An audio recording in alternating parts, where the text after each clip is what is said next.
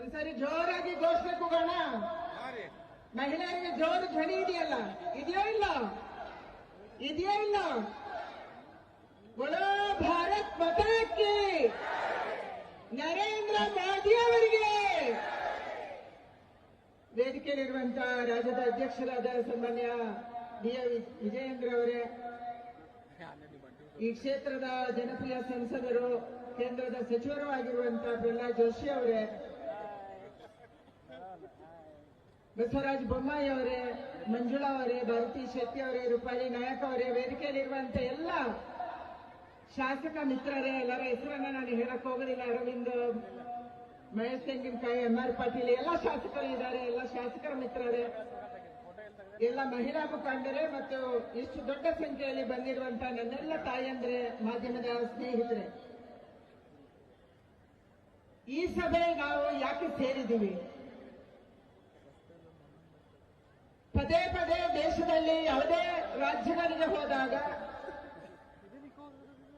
ಜನರು ಕೇಳುವಂತ ಮತ್ತು ಮಾಧ್ಯಮದವರು ಕೇಳುವಂತ ಪ್ರಶ್ನೆ, ಮಹಿಳಾ ಮೀಸಲಾತಿ 2023ರಲ್ಲಿ ಪಾಸ್ ಆಗಿತ್ತು, ಈಗ ಯಾಕೆ ಬಂದಿದೆ ಅನ್ನುವಂತ ಒಂದು ಪ್ರಶ್ನೆಯನ್ನು ಕೇಳ್ತಾರೆ. ಮಹಿಳಾ ಮೀಸಲಾತಿ 2023ರಲ್ಲಿ ಬಂದಿತ್ತು, 543 ಸೀಟುಗಳ ಪೈಕಿ ಈಗ ಲೋಕಸಭೆಯಲ್ಲಿ ಇದೆ, ಅದರಲ್ಲಿ 33% ಕೊಡಬೇಕು ಅಂತ ಬಂದಿತ್ತು. ಅಂದ್ರೆ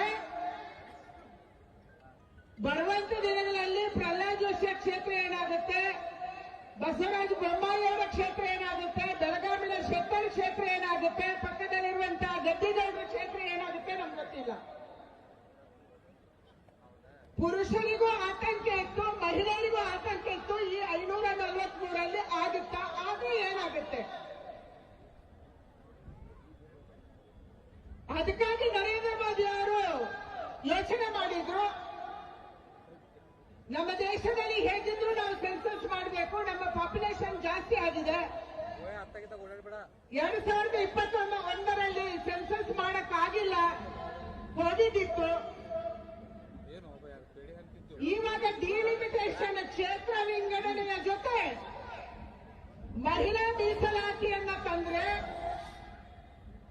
ಆ ಸಂಖ್ಯೆ 850 ಆಗುತ್ತೆ. ಅದರಲ್ಲಿ ಪುರುಷರಿಗೂ ಅನ್ಯಾಯ ಆಗಲ್ಲ, 850 ಸೀಟ್ಗಳಲ್ಲಿ ಮಹಿಳೆಯರಿಗೂ ಸಿಗುತ್ತೆ ಅನ್ನುವಂತ ಕಾರಣಕ್ಕಾಗಿ ಡಿಲಿಮಿಟೇಷನ್ ಅನ್ನ ಮತ್ತು ಮಹಿಳಾ ಮೀಸಲಾತಿಯನ್ನ ಒಟ್ಟಿಗೆ ತರುವಂತದನ್ನ ಮೋದಿ ಅವರು ಮಾಡಿದ್ರು. ಇದರಿಂದ ಯಾರಿಗೆ ಅನ್ಯಾಯ ಆಗ್ತಾ ಇತ್ತು? ನಾನು ಕಾಂಗ್ರೆಸ್ ಅವರಿಗೆ ಕೇಳಕ್ಕೆ ಇಚ್ಛೆ ಪಡ್ತೀನಿ, 850 ಸೀಟ್ಗಳ ಆದಾಗ ಯಾರಿಗೆ ಅನ್ಯಾಯ ಆಗ್ತಾ ಇತ್ತು? ಮಹಿಳೆಯರಿಗೂ ನ್ಯಾಯ ಸಿಗ್ತಾ ಇತ್ತು, ಯಾವುದೇ ಪುರುಷರಿಗೆ ಕೂಡ ಅನ್ಯಾಯ ಆಗ್ತಾ ಇರಲಿಲ್ಲ. ನಂಬರ್ 1. ಯಾಕೆ ವಿರೋಧ ಮಾಡಿದ್ರಿ ನೀವು? ಎರಡನೇ ಮಾತನ್ನ ಕಾಂಗ್ರೆಸ್ ಅವರು ಹೇಳ್ತಾರೆ, ಇಂಡಿಯನ್ ಅಲೈನ್ಸ್ ಅವರು ಹೇಳ್ತಾರೆ, ನೀವು ಡಿಲಿಮಿಟೇಷನ್ ಜೊತೆ ತಂದ್ರಿ, ಅದಕ್ಕೆ ನಾವು ಒಪ್ಪಲ್ಲ. ದೇಶದಲ್ಲಿ ಏನ್ ನಡೀತಾ ಇದೆ? ಇಂಡಿಯನ್ ಅಲೈನ್ಸಿನ ಡಿಎಂಕೆ ಇರ್ಬೋದು, ಕಮ್ಯುನಿಸ್ಟ್ ಪಾರ್ಟಿ ಅವರು ಇರ್ಬೋದು, ಸಮಾಜವಾದಿ ಪಾರ್ಟಿ ಇರ್ಬೋದು, ಟಿಎಂಸಿ ಅವರು ಇರ್ಬೋದು, ಇವತ್ತು ಹೇಳ್ತಾ ಇರೋದು, ನೀವು ಸೆನ್ಸಸ್ ಮೇಲೆ, ಸೆನ್ಸಸ್ ಆದ ಮೇಲೆ ಡಿಲಿಮಿಟೇಷನ್ ತಂದ್ರೆ ದಕ್ಷಿಣ ಭಾರತದ ರಾಜ್ಯಗಳಿಗೆ ಅನ್ಯಾಯ ಆಗತ್ತೆ. ಇದು ಅವರ ವಾದ. ಡಿಎಂಕೆ ಪದೇ ಪದೇ ಇದನ್ನು ಹೇಳ್ತಾ ಇದೆ, ದಕ್ಷಿಣ ಭಾರತದ ರಾಜ್ಯಗಳಿಗೆ ಅನ್ಯಾಯ ಆಗುತ್ತೆ ಸೆನ್ಸಸ್ ಆದ ಮೇಲೆ ಡಿಲಿಮಿಟೇಷನ್ ಆದ್ರೆ. ಯಾಕಂದ್ರೆ ದಕ್ಷಿಣ ಭಾರತದಲ್ಲಿ ನಾವು ಪಾಪ್ಯುಲೇಷನ್, ಜನಸಂಖ್ಯಾ ನಿಯಂತ್ರಣವನ್ನ ಜಾರಿಗೆ ತಂದಿದ್ದೀವಿ. ನಮ್ಮ ಜನಸಂಖ್ಯೆ ಹಲವಾರು ಜಿಲ್ಲೆಗಳಲ್ಲಿ ಸ್ಟಾಗ್ನೆಂಟ್ ಇದೆ. ಡಿಲಿಮಿಟೇಷನ್ ಆದಾಗ ನಮ್ಮ ಸೀಟ್ ಕಡಿಮೆ ಬೀಳ್ಬಹುದು ಅನ್ನುವಂತ ಆತಂಕ ಅವರು ವ್ಯಕ್ತ ಮಾಡ್ತಿದ್ದಾರೆ. ಅದಕ್ಕಾಗಿ ಸರ್ಕಾರ ಏನ್ ಹೇಳ್ತು? ನಮ್ಮ ಸರ್ಕಾರ ಏನ್ ಹೇಳ್ತು? ನಮ್ಮ ಸರ್ಕಾರ ಹೇಳ್ತು ಮೊನ್ನೆ ಪಾರ್ಲಿಮೆಂಟ್ ಒಳಗೆ, ಡಿಲಿಮಿಟೇಷನ್ ಇವತ್ತು ತಂದಿರುವಂತದ್ದು ಹಳೆಯ ಪಾಪ್ಯುಲೇಷನ್ ಮೇಲೆ 850 ಸೀಟ್ ಜಾಸ್ತಿ ಆಗುವುದಂತಂದ್ರೆ ಪ್ರತಿಯೊಂದು ರಾಜ್ಯದಲ್ಲಿರುವಂತ ಈಗಿರುವಂತ ಸೀಟ್ಗೆ 50% ಆಡ್ ಆಗುತ್ತೆ. ಕರ್ನಾಟಕದಲ್ಲಿ ಎಷ್ಟು ಸೀಟ್ ಇದೆ? ಕರ್ನಾಟಕದಲ್ಲಿ 28 ಸೀಟ್ ಇದೆ. 50% ಜಾಸ್ತಿ ಆಗುತ್ತೆ ಅಂದ್ರೆ ಎಷ್ಟು ಆಡ್ ಆಗುತ್ತೆ? 14 ಸೀಟ್ ಆಡ್ ಆಗುತ್ತೆ. ತಮಿಳುನಾಡಲ್ಲಿ ಈಗ 39 ಇದೆ, ಅವರಿಗೆ 20 ಸೀಟ್ ಜಾಸ್ತಿ ಆಗುತ್ತೆ, ಅವರಿಗೆ 59 ಸಿಗುತ್ತೆ. ನಾನು ಇಂಡಿಯಾ ಅಲಯನ್ಸ್ ಅವರಿಗೆ, ಕಾಂಗ್ರೆಸ್ ಅವರಿಗೆ, ಕರ್ನಾಟಕದ ಕಾಂಗ್ರೆಸ್ ಅವರಿಗೆ ಕೇಳಕ್ಕೆ ಇಚ್ಛೆ ಪಡ್ತೀನಿ, ಇದರಿಂದ ನಮ್ಗೆ ಲಾಭ ಆಗ್ತಿತ್ತು ನಷ್ಟ ಆಗ್ತಿತ್ತು? ನೀವು ಹೇಳ್ಬೇಕಿದಲ್ಲ. ನಾಟಕ ಆಡಬೇಡಿ, ನೀವು ಸುಳ್ಳು ಹೇಳಕ್ ಹೋಗ್ಬೇಡಿ. ನರೇಂದ್ರ ಮೋದಿ ಅವರು, ಅಮಿತ್ ಶಾ ಅವರು ಬಿಲ್ ಅನ್ನ ಚರ್ಚೆ ಮಾಡುವಂತ ಸಂದರ್ಭದಲ್ಲಿ ಬಹಳ ಸ್ಪಷ್ಟವಾಗಿ ಹೇಳಿದ್ರು, ಇವತ್ತು ನಮ್ಮ ರಾಜ್ಯಗಳಿಗೆ 50% ಮೀಸಲಾತಿಯನ್ನು ನಾವು ಹೆಚ್ಚು ಕೊಡ್ತೀವಿ, 50% ಸೀಟ್ಗಳನ್ನು ನಾವು ಹೆಚ್ಚು ಕೊಡ್ತೀವಿ. ಇದರಿಂದ ಪ್ರತಿಯೊಂದು ರಾಜ್ಯಕ್ಕೆ ಲಾಭ ಆಗುತ್ತೆ, ದಕ್ಷಿಣದ ರಾಜ್ಯಗಳಿಗೆ ಅನ್ಯಾಯ ಆಗುವಂತ ಪ್ರಶ್ನೆ ಬರುವುದಿಲ್ಲ, ಅವರಿಗೆ ಹೆಚ್ಚುವರಿ ಸೀಟ್ ಸಿಗುತ್ತೆ, ಇದನ್ನು ಒಪ್ಕೊಳ್ಳಿ ಅನ್ನುವಂತ ಪ್ರಾರ್ಥನೆಯನ್ನು ಮಾಡಿದ್ರು ತಾಯಂದ್ರೆ. ನಾವಿವತ್ತು ಮಾತಾಡಬೇಕಾದ್ದು ಇಂಡಿಯಾ ಅಲಯನ್ಸ್, ಕರ್ನಾಟಕದ ಕಾಂಗ್ರೆಸ್, ತಮಿಳುನಾಡಿನ ಡಿಎಂಕೆ, ಕೇರಳದಲ್ಲಿರುವಂತ ಕಮ್ಯುನಿಸ್ಟ್ ಪಾರ್ಟಿ, ಎಲ್ಡಿಎಫ್, ಯುಡಿಎಫ್, ಇವರ ಷಡ್ಯಂತ್ರ ನಮ್ಮ ದೇಶದ ಮುಂದೆ ಒಂದು ಇದೆ. ಏನು ಷಡ್ಯಂತ್ರ ಅದು? ಡಿಲಿಮಿಟೇಷನ್ ಸೆನ್ಸಸ್ ಆದ ಮೇಲೆ ಆದಾಗ ದಕ್ಷಿಣ ಭಾರತದ ಸೀಟ್ ಏನಾದ್ರೂ ಕಡಿಮೆ ಬಿದ್ರೆ ಇವರು ದಕ್ಷಿಣ ಭಾರತ, ಉತ್ತರ ಭಾರತ ಅನ್ನುವಂತ ವಿಭಜನೆಯನ್ನು ಮಾಡಿ ಟುಕಡೆ ಟುಕಡೆ ಗ್ಯಾಂಗ್ ಅವರು ದೇಶವನ್ನ ಟುಕಡ ಮಾಡಕ್ಕೆ ಹೊರಟಿದ್ದಾರೆ. ಇದು ಇದರ ಹಿಂದಿರುವಂತ ಷಡ್ಯಂತ್ರ ನಾವು ಅರ್ಥ ಮಾಡ್ಕೋಬೇಕು ತಾಯಂದ್ರೆ. ಮಹಿಳಾ ಮೀಸಲಾತಿಯ ಜೊತೆಗೆ ದಕ್ಷಿಣ ಭಾರತವನ್ನ ಸೋಲಿಸುವಂತ ಕೆಲಸವನ್ನ ಇವತ್ತು ಕಾಂಗ್ರೆಸ್ ಅವರು ಮಾಡಿದ್ದಾರೆ. ಇದರ ಹಿಂದೆ ದೇಶ ಒಡೆಯುವಂತ ಷಡ್ಯಂತ್ರ ಇದೆ, ಇದರ ಹಿಂದೆ ದೇಶ ಒಡೆಯುವಂತ ಷಡ್ಯಂತ್ರ ಇದೆ. ಇದನ್ನು ನಾವು ಅರ್ಥ ಮಾಡಿಸಬೇಕು ಇವತ್ತು ದೇಶದ ಬಂಧುಗಳಿಗೆ. ಕೇವಲ ಮಹಿಳಾ ಮೀಸಲಾತಿಯನ್ನ, ಮಹಿಳೆಯರನ್ನ ಇಂಡಿಯಾ ಅಲಯನ್ಸ್ ಸೋಲಿಸಿಲ್ಲ, ಕಾಂಗ್ರೆಸ್ ಅವರು ಸೋಲಿಸಿಲ್ಲ. ದಕ್ಷಿಣ ಭಾರತವನ್ನ, ಪೂರ್ವಾಂಚಲ ಭಾರತವನ್ನ ಸೋಲಿಸುವಂತ ಕೆಲಸವನ್ನ ಇವತ್ತು ಕಾಂಗ್ರೆಸ್ ಮಾಡಿದೆ. ಅಂದ್ರೆ ಬರುವಂತ ದಿನಗಳಲ್ಲಿ ನೀವು ಒಳದಾಳುವಂತ ನೀತಿಯನ್ನು ಮಾಡುವವರಿದ್ದೀರಿ, ನಮ್ಮನ್ನು ಪರಸ್ಪರ ಜಗಳಕ್ಕೆ ಹಚ್ಚುವವರಿದ್ದೀರಿ. ಉತ್ತರ ಭಾರತ ಬೇರೆ, ದಕ್ಷಿಣ ಭಾರತ ಬೇರೆ ಅನ್ನುವಂತ ಯೋಜನೆಯನ್ನ, ಷಡ್ಯಂತ್ರವನ್ನ ನೀವು ತಯಾರು ಮಾಡಿ ಇಟ್ಕೊಂಡಿದ್ದೀರಿ. ಅದರ ಸಲುವಾಗಿ ಈ ಷಡ್ಯಂತ್ರ ನಡೀತಿದೆ. ನಾನು ಒಂದೇ ವಿನಂತಿ ಮಾಡುವುದು ನಮ್ಮ ತಾಯಂದ್ರಿಗೆ, ನಮ್ಗೆ ಅಧಿಕಾರ ಯಾಕೆ ಬೇಕು? ನರೇಂದ್ರ ಮೋದಿ ಅವರ ಅಪೇಕ್ಷೆ ಇರುವುದು, ನಮಗೆ ಅಧಿಕಾರ ಬೇಕಾಗಿರುವುದು ನಾವು ನಿರ್ಣಯ ತಗೊಳ್ಳುವಂತ ಪ್ರಕ್ರಿಯೆಯಲ್ಲಿ ಇರಬೇಕು. ಗ್ರಾಮ ಪಂಚಾಯತಿ ನಾವು ಇದ್ದೀವಿ. ಯಾವ ಮಹಿಳೆ ಅನ್ಯಾಯ ಮಾಡಿದ್ದಾರೆ? ಯಾವ ಮಹಿಳೆ ಗ್ರಾಮ ಪಂಚಾಯತಿಯಲ್ಲಿ ಹಿಂದೆ ಉಳಿದಿದ್ದಾರೆ? ಜಿಲ್ಲಾ ಪಂಚಾಯತ್ ಇರ್ಬೋದು, ತಾಲೂಕ್ ಪಂಚಾಯತ್ ಇರ್ಬೋದು, ನಗರಸಭೆ ಇರ್ಬೋದು, ಪುರಸಭೆ ಇರ್ಬೋದು. ನಗರಸಭೆಯ ಹೆಣ್ಮಕ್ಳಲ್ಲಿ ಕೂತಿದ್ದಾರೆ. ಪುರುಷರಿಗೆ ಸಮಾನವಾಗಿ ಕೆಲಸ ಮಾಡುವ ತಾಕತ್ತು ನಮ್ಮ ಮಹಿಳೆಯರಿಗೆ ಇದೆಯಾ ಇಲ್ಲ? ಇದು ನಮ್ಮ ಪ್ರಶ್ನೆ, ಇದು ನಮ್ಮ ಪ್ರಶ್ನೆ ಇರುವಂತದ್ದು. ಇವತ್ತು ಮಹಿಳೆಯರನ್ನು ಯಾಕೆ ಸೋಲಿಸಿದ್ರಿ ನೀವು? ನಾವು ಮಾಡಿ ತೋರಿಸಿದ್ದೀವಿ. ನರೇಂದ್ರ ಮೋದಿ ಅವರು ಅಧಿಕಾರ ಕೊಟ್ಟಾಗ ಮಹಿಳೆಯರಿಗೆ ಕೇವಲ ಮಹಿಳಾ ಮತ್ತು ಮಕ್ಕಳ ಕಲ್ಯಾಣ ಇಲಾಖೆ ಕೊಟ್ಟಿಲ್ಲ. ಕರ್ನಾಟಕದಲ್ಲಿ ಯಡಿಯೂರಪ್ಪನವರು ಮಹಿಳೆಯರಿಗೆ ಅಧಿಕಾರ ಕೊಡುವ ಪ್ರಶ್ನೆ ಬಂದಾಗ ಕೇವಲ ಮಹಿಳಾ ಮತ್ತು ಮಕ್ಕಳ ಕಲ್ಯಾಣ ಇಲಾಖೆ ಕೊಟ್ಟಿಲ್ಲ. ಮೊದಲ ಬಾರಿಗೆ ಎಂಎಲ್ಎ ಆಗಿದ್ದಂತ ನನ್ನನ್ನು, ಅತ್ಯಂತ ಹಳ್ಳಿಯಿಂದ ಹಿಂದುಳಿದ ಪ್ರದೇಶದಿಂದ ಬಂದಂತ ನನ್ನನ್ನ ಗ್ರಾಮೀಣಾಭಿವೃದ್ಧಿ ಮತ್ತು ಇಂಧನ ಇಲಾಖೆಯನ್ನು ಕೊಟ್ಟು ನೀನು ಕೆಲಸ ಮಾಡುವಂತ ಮುಂದಕ್ಕೆ ಬಿಟ್ಟಿದ್ದಾರೆ. ಇದು ಭಾರತೀಯ ಜನತಾ ಪಾರ್ಟಿ, ಇದು ದೇಶದ ಮುಂದಿರುವಂತ ನಮ್ಮ ಶಕ್ತಿ, ಇದು ಭಾರತೀಯ ಜನತಾ ಪಾರ್ಟಿಯ ಸಮಾನತೆ. ನಿರ್ಮಲಾ ಸೀತಾರಾಮನ್ ಅವರು, ಹಣಕಾಸು ಸಚಿವರು, ಬೇರೆ ಬೇರೆ ನಮ್ಮ ಮಂತ್ರಿಗಳು, ಸ್ಮೃತಿ ಇರಾನಿ ಅವರು ಎಚ್ಆರ್ಡಿ ಆದ್ರು,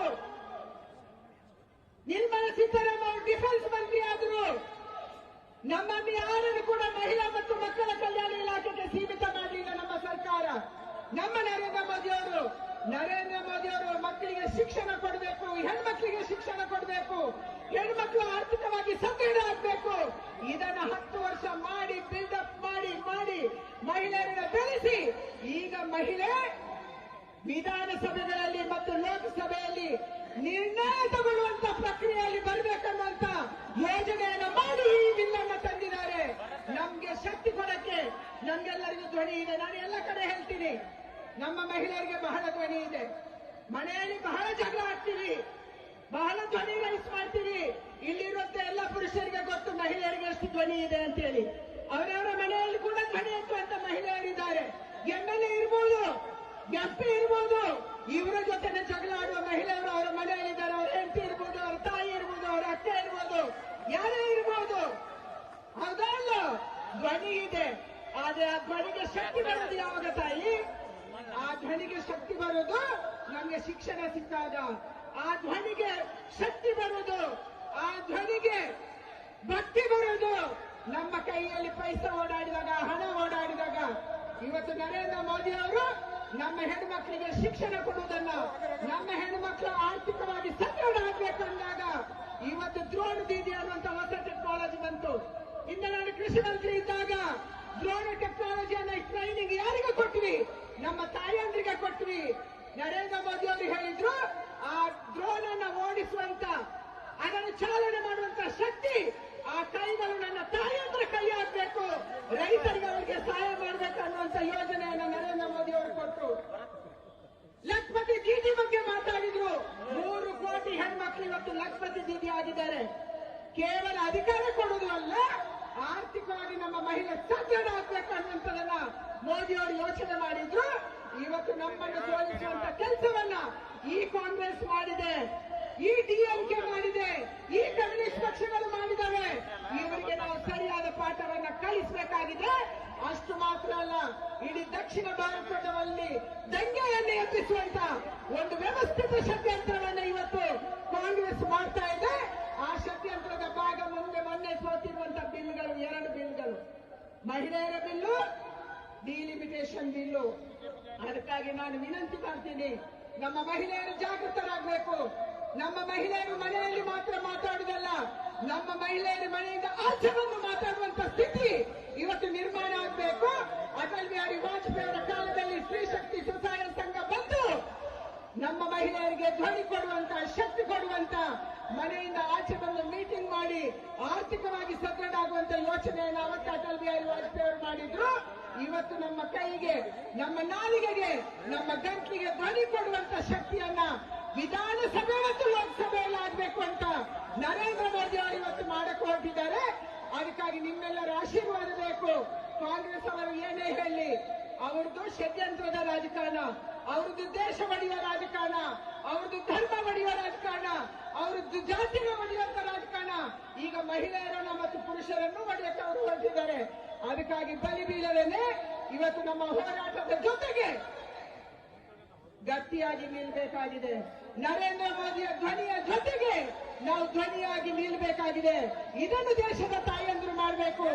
ಇದು ಕಿತ್ತೂರು ಚೆನ್ನಮ್ಮನ ನಾಡು, ಇದು ಒಡಕೆ ಗೋಪಮ್ಮನ ನಾಡು, ಇದು ರಾಣಿ ಅಬ್ಬಕ್ಕನ ನಾಡು, ಇದು ಬೆಳವಡಿ ಮಲ್ಲಮ್ಮನ ನಾಡು.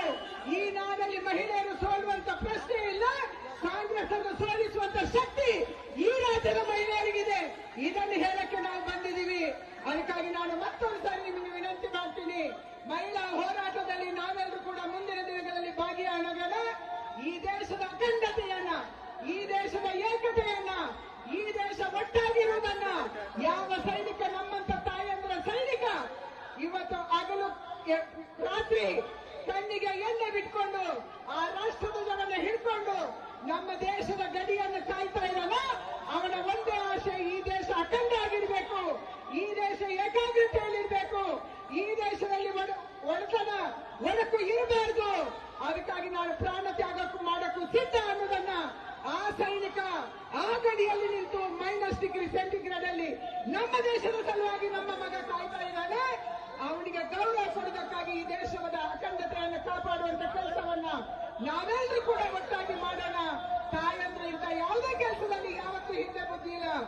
ಸ್ವಾತಂತ್ರ್ಯದ ಹೋರಾಟ ಇರ್ಬೋದು, ನಂತರ ಬಂದ ಎಮರ್ಜೆನ್ಸಿ ಇರ್ಬೋದು, ಕೋವಿಡಿನ ಸಂದರ್ಭ ಇರ್ಬೋದು, ಅಯೋಧ್ಯೆಯ ಹೋರಾಟ ಇರ್ಬೋದು, ಹುಬ್ಬಳ್ಳಿಯ ರಾಷ್ಟ್ರಧ್ವಜದ ಹೋರಾಟ ಇರ್ಬೋದು, ಎಲ್ಲ ಸಂದರ್ಭದಲ್ಲಿ ದೇಶದ ರಾಷ್ಟ್ರದ ಧ್ವಜದ ಜೊತೆಗೆ, ದೇಶದ ಧರ್ಮದ ಜೊತೆಗೆ ನಿಂತವರು ನಮ್ಮ ತಾಯಿ, ನಮ್ಮ ಕರ್ನಾಟಕದ ತಾಯಿ, ನಮ್ಮ ಕರ್ನಾಟಕದ ಹೆಣ್ಮಗಳು.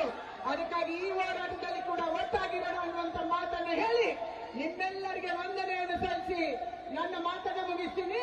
ಮತ್ತೊಂದ್ಸಾರಿ ಜೋರಾಗಿ ಕೂಗ್ರಿ, ಬೋಲೋ ಭಾರತ್ ಮಾತಾ ಕಿ, ನರೇಂದ್ರ ಮೋದಿ ಅವರಿಗೆ.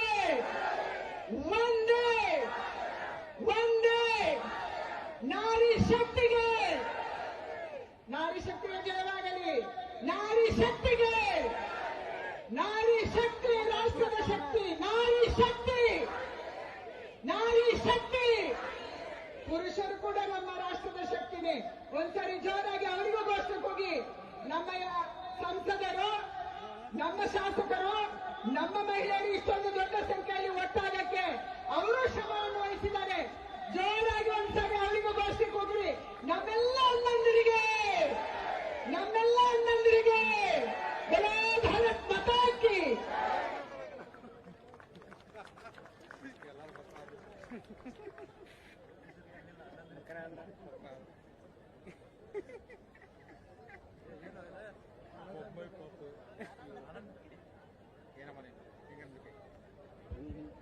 ಧನ್ಯವಾದಗಳು ಕುಮಾರಿ ಶೋಭಾ ಕರಂದ್ಲಾಜೆ ಅವರಿಗೆ.